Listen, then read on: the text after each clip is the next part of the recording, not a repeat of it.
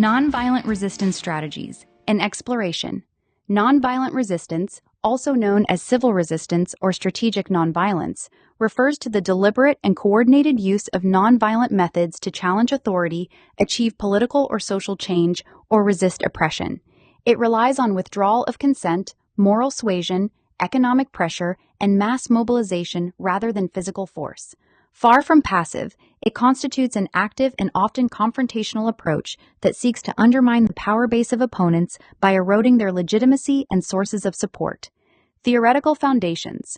The modern framework for nonviolent resistance draws from several key thinkers.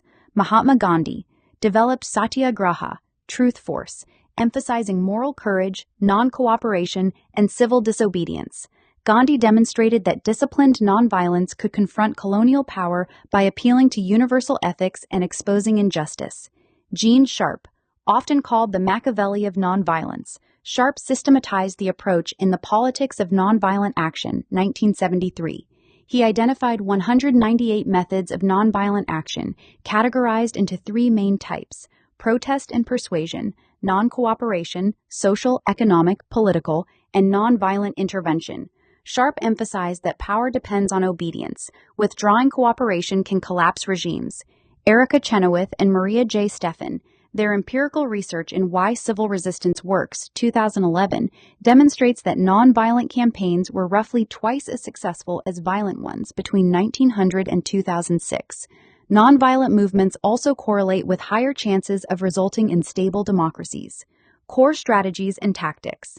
Sharp's framework remains the most practical classification. 1. Protest and persuasion.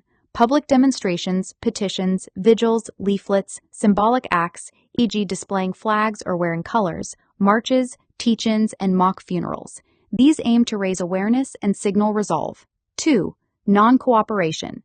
The most powerful category, involving 3. Social boycotts and ostracism. 4. Economic actions such as strikes, consumer boycotts, and slowdowns. 5. Political non-cooperation, including boycotts of elections, legislative bodies, or government institutions, and civil disobedience, e.g., tax refusal or defying unjust laws. Nonviolent intervention, more disruptive tactics such as sit-ins, occupations, hunger strikes, parallel governments, overloading administrative systems, or creating alternative institutions.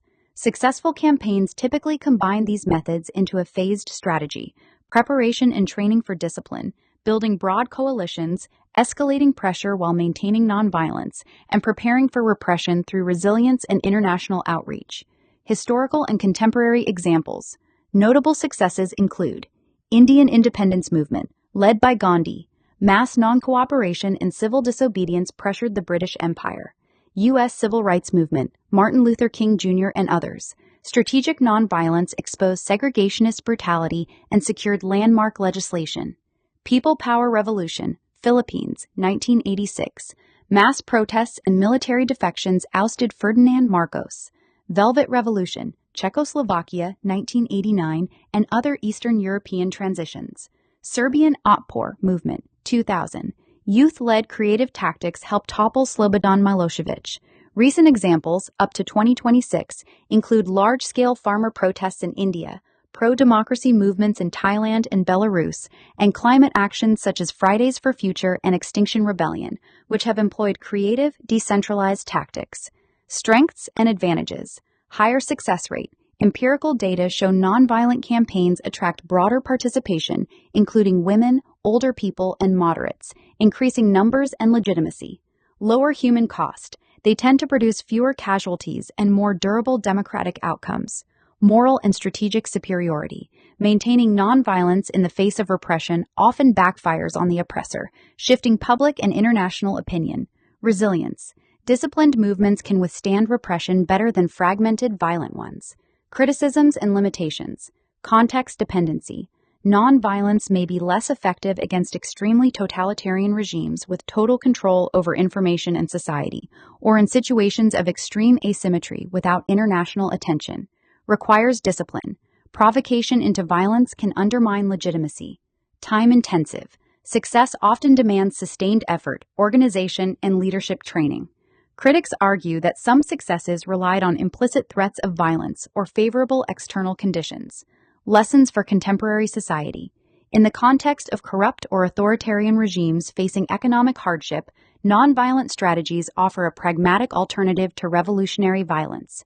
They align with Arendt's emphasis on collective power through consent and avoid the self-undermining cycles Fanon and Sartre associated with violence. Key principles include maintaining strict nonviolent discipline, building inclusive coalitions across social divides, focusing on defections from security forces and elites, and using digital tools for coordination while preparing for offline resilience. Strategic nonviolence does not guarantee success, but statistically improves prospects compared to armed struggle. It requires preparation, training in methods, and a clear vision of post-change governance.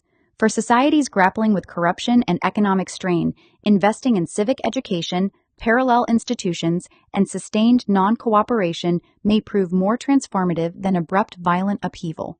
In conclusion, nonviolent resistance represents a sophisticated repertoire of political action grounded in empirical evidence and ethical clarity. Its continued relevance underscores the enduring power of organized human agency in confronting injustice without replicating the cycles of domination it seeks to end.